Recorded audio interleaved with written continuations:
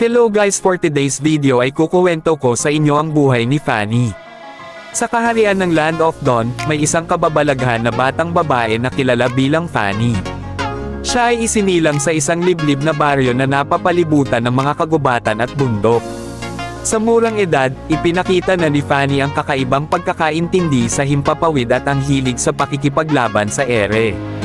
Bilang anak ng isang guro ng martial arts, natutunan ni Fanny ang mga mahahalagang kasanayan sa paggamit ng mga kagamitan sa pakikipaglaban, kabilang ang kanyang parang na hindi kapani-paniwala ang katalinuhan. Sa kabila ng kanyang mahirap na sitwasyon, pinanindigan ni Fanny ang pangarap na maging isang world-class warrior. Isang araw, habang siya ay nasa kagubatan na nagpa-practice ng kanyang mga kasanayan, natagpuan niya ang isang misteryosong espada na kumikinang sa liwanag. Ang espada ay nagbigay sa kanya ng bagong lakas at kapangyarihan, at dito